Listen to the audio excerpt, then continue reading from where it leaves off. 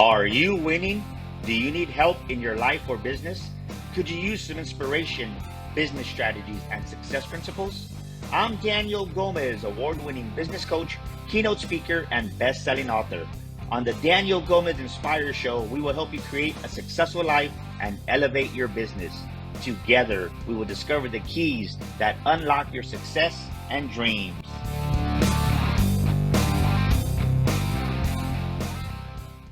Welcome back to another episode of the Daniel Gomez Inspire Show, where we motivate, where we inspire you. And today we're going to educate you. I'll tell you what, you're in for a special treat. We have a special gem of a guest today. And this gentleman, I'll tell you, he's a dear friend, dear brother, and he's a very amazing story. Just what we're going to talk about today, it's going to touch your heart. It's going to touch your heart in a way you've never been touched before. So let's welcome to the Daniel Gomez Inspire Show, Mr. Ed Roberts. Good morning, my brother. Good morning, Daniel. How are you? Man, I've been looking forward to this episode. You're one of our amazing authors. You're doing amazing things in the world, Ed. I know the beautiful person you are. You just rocked the stage here in San Antonio a couple of months ago. Tell the world at the Daniel Gomez Inspire Show, who is Ed Roberts, please?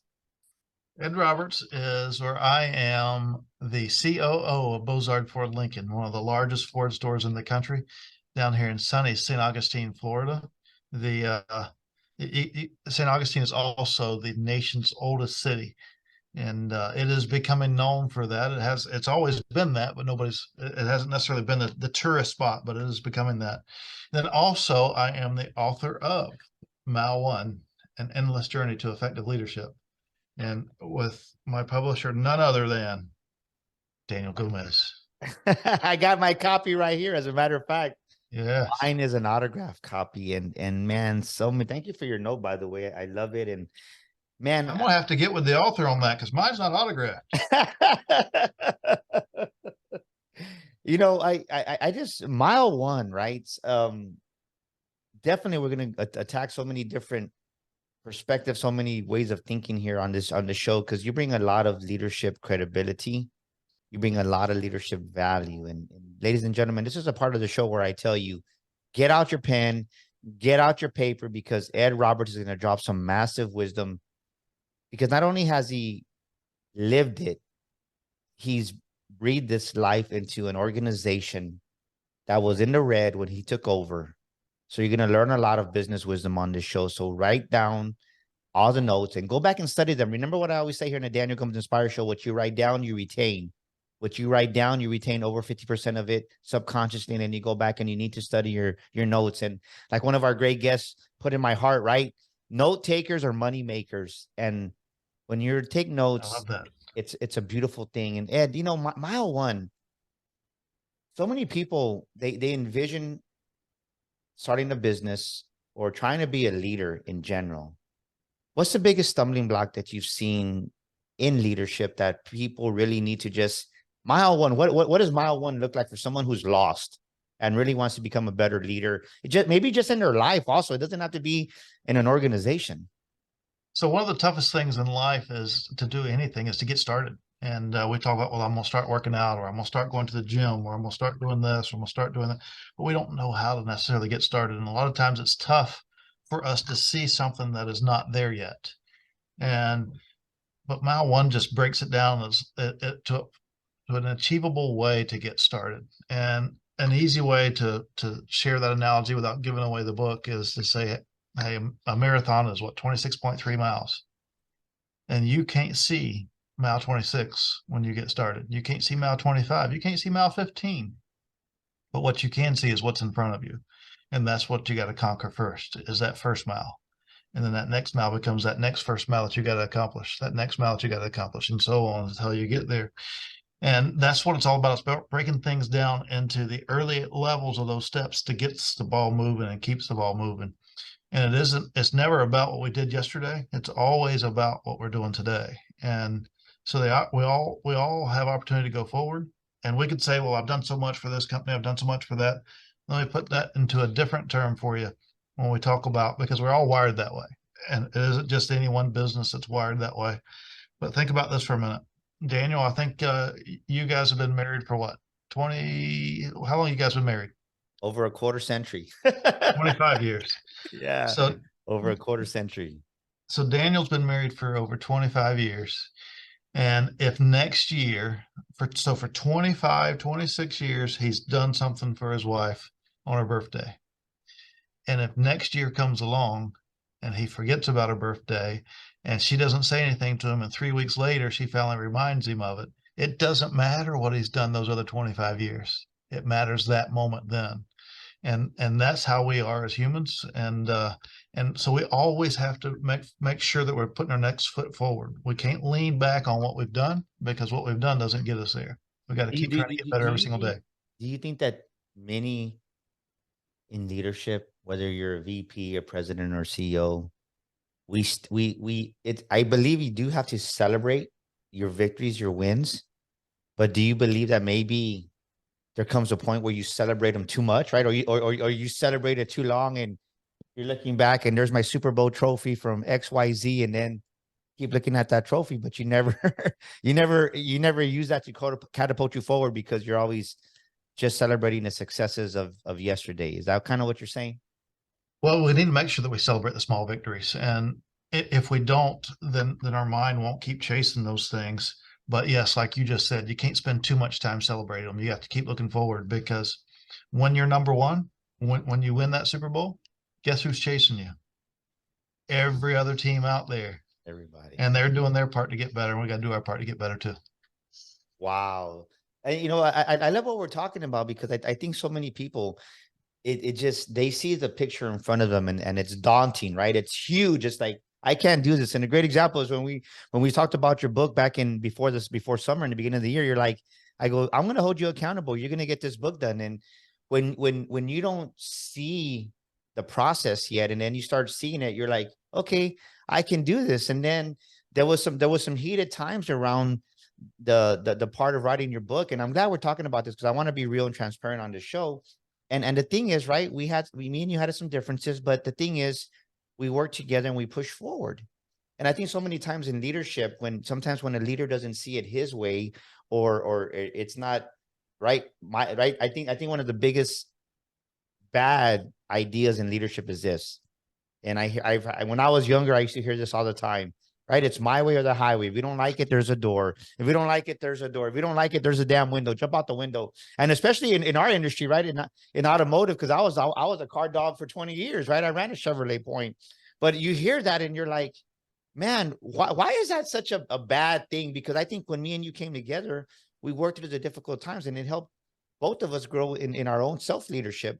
But people just say, when somebody refers to, if you don't like it, there's a door, right? It's my way, the highway. What are they really saying deep down inside about themselves as a leader, Ed? So let's address that first. Healthy conflict is good. And that's what we had, was some healthy conflict. But the ones that are a command and control are the ones that really run from tough conversations. And in order for anything good to happen, you got to be able to embrace and handle and conquer the tough conversations, because nobody grows by just being acceptance of what's happening. We all have opportunity to grow, and sometimes it takes tough conversations to get there. And so usually the ones that says it's my way or the highway are the ones that's unwilling to put the work in to help someone prosper. Wow. Write that down, ladies and gentlemen. Maybe you're wondering, why is my business not growing? Why are my relationships stagnant? And maybe you're listening to this show right now and you're driving on vacation and you're getting ready for Halloween, Thanksgiving, and you're like, that's me, Ed. I'm not willing to have those hard conversations with my wife, with my husband. Ooh, let's go a little bit deeper with my kids. They're tough to have, And but they're necessary. we wonder why our kids are looking for, right? We wonder why our kids are on Snapchat and TikTok, because they're getting more attention and more of a conversation with somebody that they don't even know on social media. Like, ladies and gentlemen, this is real stuff. Absolutely. Faces us every day. Why do you believe people avoid those tough conversations, Ed? I love this, man. This is good stuff. They're afraid of the outcome. They're afraid that it might highlight their weakness as well. Well, we all have weakness. And one of the things that I posted on LinkedIn today, and it's one of the quotes in my book, is weaknesses are really disguised as opportunities to get better. And if we highlight those things, now we can work on them. We can't avoid them. We have to work to get better. I mean, if it is, and it happens in every aspect of life. It's not just professional life or personal life. I mean, that's why Tom Brady, well, he's retired now, but that's why the best still practice every single day. If they didn't have opportunities to get better, they wouldn't. I mean, look at Tom. He played professionally for over 20 years, but still practiced every single week before the game. Wow. Well, I'm looking at I like this quote on your book in page 37. It says, unfortunately, we usually spend too much time counseling and not enough time coaching our teams. Let me say that again. Unfortunately, we usually spend too much time counseling and not enough time coaching our teams. And I love that quote because there's a difference between counseling and coaching, especially in leadership, right? Being an effective leader. And I think in that aspect, tell us from your perspective, right? Because this is your quote. What do you mean by that? We spend too much time counseling and not enough time coaching. Leading people and leading teams is so much like parenting. And let's dive into that a little bit. And some of us are parents, some of us are not. But there's elements that you can take from that. And when our kids are learning how to ride a bicycle and they crash, we don't go scream at them and tell them, "I told you not to do it that way." But yet, when some of our personnel makes a mistake, we go tell them, "If you do that again, you're not going to be here anymore." And But instead, let's shift that. What do we do with our kid when they crash? We go over and make sure they're okay. We brush them off. We say, "Hey, we got this. We're going to get this. We're going to do this differently. Here's what happened there. Let's try not to do that again." And that's the same thing that we need to do with our teams, because a lot of times they make those mistakes because they don't know any other way.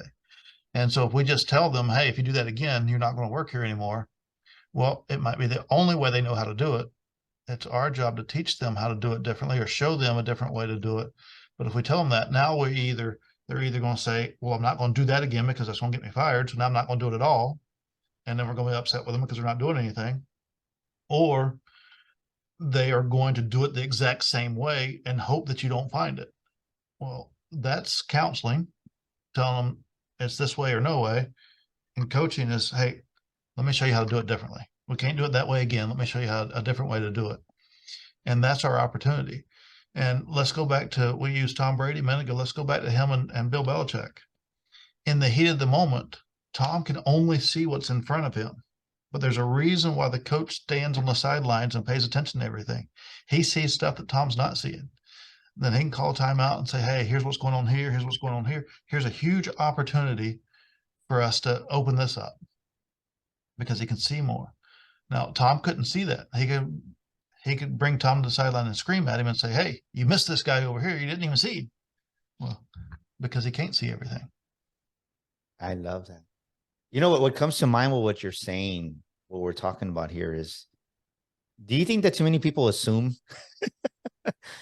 that's just what came to my mind right now, right? When you're talking about that, it's like we whether it's in our lives, whether it's in our business, we hire a new service advisor, a new sales rep, we assume they know what they're going to do. We hire a new employee, we assume they know what they're going to do, and maybe we do give them some training, but inevitably it's a different system. It's a different, right? Somebody goes and works for these Bozar. It's totally different than it was at ABC Motors down the street, because it's a different culture, different process, different core values. Do you think that sometimes we make the mistake and we assume they know, and we really set people up for failure instead of success because we just, oh, right. I mean, and I mean, right. And my philosophy is different. And what I mean by that is, I'd rather take a new guy off the street that doesn't know anything about the automotive industry and train him. I'd rather take somebody who doesn't know anything about personal development now, right, in book publishing, and train them to how the DG Publishing wants to help them publish their book. Because if somebody comes from a different publishing house now, they have a different system, they have a different core value, and it doesn't align with us all the time. And I say, nope, I'd rather get somebody from ground zero. But I think when we grew up, and I see a lot of businesses that I coach out there, they oh yeah, this real estate agent has 20 years of experience. Well, stop. You stop and ask them why they left Century 21, why they left EXP, why they left Keller Williams. Like, I get it, right? But at some point, they're What's the backstory behind it? Kind of give us your perspective on that, if you don't mind, Ed. You just nailed it. We do assume, and that's another element of being human. We're going to draw conclusions in our mind, but we do it too often. And it really takes a lot of intentionality to assume less. And let's talk about what you just talked about, well, hiring somebody off the street that's done it somewhere else. A lot of times we need somebody with experience, and we go chase them down with experience and think, okay, well, they've done this before, they're plug and play. Well, that's a big mistake on our part, because we feel like it's implied that they know what they need to do. If we feel like it's implied that they know what they need to do, it's worth stating. They're feeling like something's implied is setting us up for failure. So if we don't paint the picture of what we expect as early as the interview, not when they get started, then we're setting ourselves up for failure. And if we paint those pictures clearly up front, it gives them a better perspective of what to expect coming in. And so if we assume less and communicate more, we all win. Boom, baby. Look at that. Ed Roberts on the Daniel Gomez Inspire Show, dropping some massive wisdom. I hope you're taking notes, ladies and gentlemen. And I love this. So you're listening to this episode.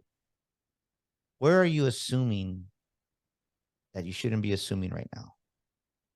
Maybe you hired a new digital marketer and they're just not cutting it out in your business. Did you set them up for success, or did you assume and set them up for failure? Where in your life, where in your business did you assume these things were going to work out? It can even be in your relationship, right? Did you assume that your new that your new husband and your new wife knew what you wanted for dinner, and you should have known that? No, like I love what we're talking about, because this is the one thing that I see the most breakdown on it when it comes to not just, right, definitely leadership, but building a great team is people have a problem in communication. And I want to circle back to a comment you made earlier, right? People have a hard time in having hard conversations. So I want you to drop your wisdom here and give us when it's that time, right? Like it's either like this morning I had a hard conversation with one of our team members, and I had to say, look, either you're committed or you're not, or either you're going to recommit, right? And not in a bad way, but it is what it is, because we've been patient for a while. But you say it in a way where it's like, right, you have those hard conversations, and we spoke for almost an hour, and it's like, at the end of the day, they were like, Daniel, thank you for talking to me, because I didn't realize how comfortable I had gotten. And you and I both know this, man. Day one in any organization, I don't care where you are. I've seen it in real estate. I've seen it in car business. I've seen it in just the printing press, wherever you work at. It's like when you start off, you're excited. You have something to prove. But then after 3 months, you get comfortable. And then like, hey, what happened to Johnny? Why isn't Johnny performing? Where's the Johnny that walked in the door in day one? Talk to us. What are 2 strategies that you can give us in communication and leadership, how do you approach that conversation where it's not going to be, where it's going to come out hopefully with a positive result? So all the elements that's in my book talks about these things, and they're very simple elements, but simple does not mean easy. And so it takes practice. And when someone starts a new job, they're gung-ho. You've talked about a few things that's within their wheelhouse, and they're ready to come in and chase it. And they come in and do it. And they knock it out of the park. Well, some of those things are ongoing tasks that needs to be done frequently. And some of them, once they're done, they need to move on to something else. But what happened in the beginning is we told them what we needed to have done, and they went and did it. But did we reestablish what else needs to be done? And so let's get that into simpler terms. If we're not setting targets for our people to meet, then we're setting them up to lay back on us. We got to give them expectations of what we expect from them for them to chase after it. Now, when they chase after it, they have a measuring stick, and they either blow it away, or they find a way to get there, or they tell you, hey, I don't think I can quite get there for whatever those reasons are, and you have something to work with. Without those guidelines, they're just coming in, going through the motions, and coming in, going through the motions doesn't necessarily help any of us. And so since we started with sports analogy, let's go back to that one again. If we go into the fourth quarter with a 25-point lead, neither team is probably going to have a lot of urgency. But if we go in the fourth quarter with a 1-point lead, both sides has a lot of urgency, simply because they both know the game is still up for grabs, simply because they know what's expected, what they need to do. We got to set that expectation every single day. And whether that expectation lasts, whether it's a month-long period or a week-long period, as soon as it gets there, as soon as it expires, as soon as that time frame elapses, we got to set it again. But when they hit it, those are the small victories that we celebrate. But just celebrating them coming to work doesn't win for anybody. We got to celebrate the achievements that they make happen. Are you an aspiring speaker? Do you have a book that you've been wanting to write for months, maybe even years? Or are you an aspiring podcaster? You want to start that podcast like the Daniel Gomez Inspire Show and don't know where to start? Well, at Daniel Gomez Enterprises, we can help you do all three. We can help you become that paid speaker, share your story to the world, write your book, and get your podcast launched and help you produce it. We'd love to help you. Give us a call at 210-663-5954. That's 210-663-5954. We can help you become that paid speaker, write that book, and launch your podcast. We'd love to hear from you. Give us a call now. Do you think that we make the mistake sometimes in leadership that we put the milestone up there, we put the expectation up there in January, right? We'll just say January because it's going to be January. And then we set it and forget it. And that's a big mistake that we make. And we don't revisit that expectation. And right, because we're talking about football, and ladies and gentlemen, forgive us if you're not a football fan, but we're just kind of trying to set an analogy. That way you can incorporate this. But the point here is any sport, football, baseball, basketball, you got to get ready for that next opponent. In football, it's once a week. So you got to reset that. You got to reset that expectation. And I think in business, we don't reset that expectation. And then we get upset because, hey, well, you didn't meet the expectation. Well, boss, you haven't talked about it in 5 years. What are you talking about? Do you think that's a common mistake that happens in business? It's a common mistake that happens in business and our personal lives. Think about how many New Year resolutions we've all set. And 3 weeks into the year, it's no longer important to us. Well, that's the same thing that happens in our business. We set a budget, we set a goal, we set a whatever. And if we don't make that part of our daily conversation, rather than going around and saying, hey, man, what's up? You got to make those connections. But hey, man, look at what we're doing. We're tracking to be here. And that becomes our conversation. And when that becomes our conversation, they come tell you how they're getting there, what they did and how they're making it and whatever else. And they come tell you about the achievements. They give you the carrots that we need to celebrate with them. I love it. Ladies and gentlemen, go get a copy of Mile One. It's going to change your life. It's going to change your business because these are principles and strategies that Ed has lived. Let's shift a little bit here. Let's talk about Ed Roberts, right? The human being. How, prior to writing the book, what were you most scared of? And what did you learn about Ed Roberts as you started the journey of becoming a successful published author? And ladies and gentlemen, just for the record, here at DG Publishing, our record is held by this man, Ed Roberts, over 5,000. Yes, not 500, 5,000 pre-orders. He set a record here at DG Enterprises, the most pre-orders ever by a book. And it's a bestseller. Go get your copy on Amazon, or better yet, Ed's going to send us his link. So we'll put it in the show notes here to get an autographed copy. But Ed, like, what did you learn about yourself on this journey, man? I made notes for years about writing a book if I ever decided to jump off a ledge and do it. And when you make those notes come from obstacles that you run into and how you overcome them. That's where those notes come from. And if you constantly make those notes, then they really become reflection moments to go back and say, okay, here's what I can use to help again. And then changing that into a piece where we put it in the format of a book to where you can understand it and say, okay, well, I can apply that. It's principles that we've tried. It's principles that we've done. It's principles that have been effective. And it's done not necessarily from a results driven, but it's done from a level of where people buy into the vision. And then the expectation that you set is just blown away by miles. And to put that in perspective, I've been here at this company for 11 years now, and I was the 43rd employee that when I came on board. Today I have 338 employees, and we've sold 50 cars a month then. Today we're 1,600% of that. So the opportunities are Not 16%, right? What did you say? 1,600% of what we was 11 years ago. Wow. That's more than 100% growth a year if you want to look at it from that angle. Now, obviously, it's not that, because at 30% last year is a big old giant number over what it was, what 30% was way back then. But yes, we sell over 800 cars a month now. We're the number one service center for Ford in the country. Number one in a lot of things. I'm not number one volume Ford store yet, but that's key, is yet. And if we tell ourselves, well, I can't do that.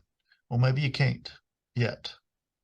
Or and that's what we got to shift our mind to, is you can't do that. Well, maybe I can't yet, but I will. And if we shift our mind to that, then we start finding ways of shifting our mindset from the things that we can't do to the things that we can do. And when we do that, there's no limit to what we can do. We set those limits right here. They're in our mind. Yeah, and then I get a feeling in the next book that we do together, you're gonna write it in a month, I bet you, because you already have the process down, right? And there is gonna be another book coming out by Mr. Ed Roberts, because his personal story is powerful. He had people in tears at our Sticker Shock event, and it was just powerful. Through all the success you've been through and everything you've accomplished, what did you learn about yourself in becoming a published author, Ed? I learned that people can relate to stories, and I knew that from the beginning. But when you open yourself up and tell people the obstacles that you've overcame, those obstacles may be roadblocks for them. And then when they see that you've overcame them, then it tells them, hey, if he can do it, I can do it. And that's what's really been eye-opening to me, is the not just the number of books, because the number of books that we sold didn't really matter. It was about, could we make an impact on someone's lives? And I hear those stories over and over and over again, that I've re-energized them to push through some of the obstacles, and that really tugs on my heartstrings. Well, you're a badass, Ed. I don't think you realize that, right? I know we had a couple of conversations, said, bro, like you sold over five.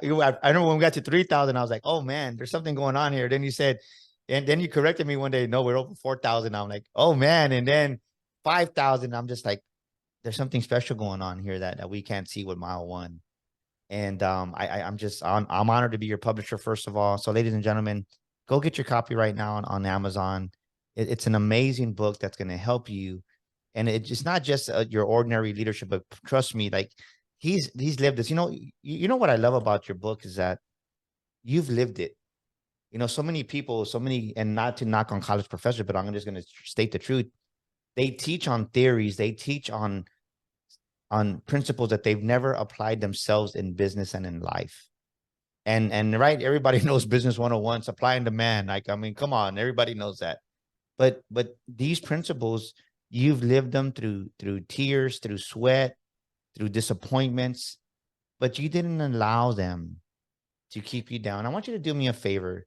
Take a minute and look into the camera, because there's somebody that's watching and listening to this powerful episode that we were honored to have you as our guest, and they feel like giving up in life, and they feel like giving up in business. Give them a word of encouragement, Ed, if you don't mind. Absolutely. I love doing that.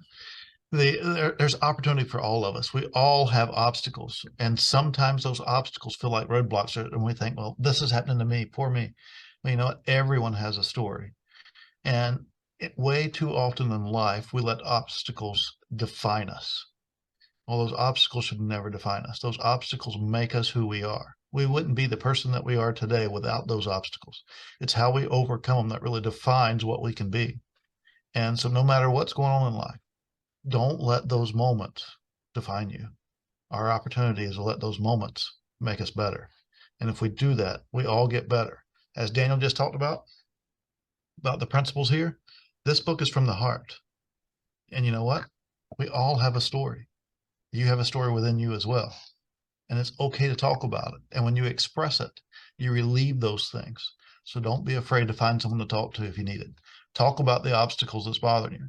And as you talk through those things, you'll realize, you'll find ways, you'll start processing ways to get through them. that's when we start to win. Boom, baby. Mr. Ed Roberts. Ed, if someone wants to order an autograph copy, what's the website they go to, and how does someone get in contact with you if they want to connect with you, my friend? So I'm available on LinkedIn. That's the best way to reach me. Facebook. You can follow me or request me there. Either one of them. I don't block anything, so you'll see everything that I do. You can get a copy of the book on Amazon if you want it quickly. You'll get it a day or so on Amazon. If you want to order it and get it from my website, I will autograph everything that comes from my website, and that is at mal1leadership.com. You can order it there, and I will sign it, put your little note in there, and send it back to you. But either which way, it only works if we put it into practice. And I tell people when they order the book or buy the book from me that, hey, promise me you'll read one chapter. And if you get something from it, then you'll read another, and so on. And if you do that, I think there'll be some nuggets in there that we can all win from. Ladies and gentlemen, Mr. Ed Roberts, man, thank you for joining us. Go, ladies and gentlemen, get a copy of this book. It's going to help you as you lead yourself and as you lead an organization, and it's just going to help you. I mean, that's just the bottom line. It's going to help you. And I thank you, Ed, for being with us. And ladies and gentlemen, that's a wrap for this week's episode. I'll tell you what, my takeaway from this is, right, have those hard conversations. You're not doing yourself justice. You're not doing your family justice. If it's your personal life that needs help, you're not doing your organization justice if you're the leader of that organization, and you're not doing your business justice if you're the owner of the business. So embrace those hard conversations and really approach it from a place of, okay, did I really set the expectation? And maybe the result didn't show, because as a leader, you have to take ownership of your life. You have to take responsibility for what you didn't do, and you're not setting up your team or setting up yourself for success, or your wife or your husband, whatever it may be. I challenge you this next week, this next month, have hard conversations that are going to be healthy. And remember this, when you have those hard conversations, when the other person speaks back to you, don't take it personal, because that's what hard conversations are about. That's a wrap for this week's episode of the Daniel Gomez Inspire Show. Remember, if you're stuck in life, if you're stuck in business, we want to hear from you. Go to our website, danielgomezglobal.com. That's danielgomezglobal.com. Do our entrepreneurs assessment. And better yet, send us a message there through our website on our contact form. If you need help, we want to bless you with a 45-minute complimentary discovery session. And then November 17th and 18th here in San Antonio, you see behind me, the makings of a Millionaire Mind Boot Camp. Is going to be amazing. We're bringing in the miracle of the Hudson Man himself. Dave Sanderson is going to be our keynote speaker. You want to get unstuck in life, you want to get unstuck in business, and you want to start seeing higher revenues in your business and stop self-sabotaging yourself in life, you need to be at our boot camp, because it's going to change your life. Until next week, we'll see you here on the Daniel Gomez Inspire Show. Woo! This is Daniel Gomez Inspires, and thank you for listening to our show today. Please share this episode with a friend, leave us a review, and subscribe to our show. And for listening to our show today, I want to give you a free gift. I want to invite you to our Millionaire Mind community. Text the word millionaire, that's millionaire, to 210-942-5059.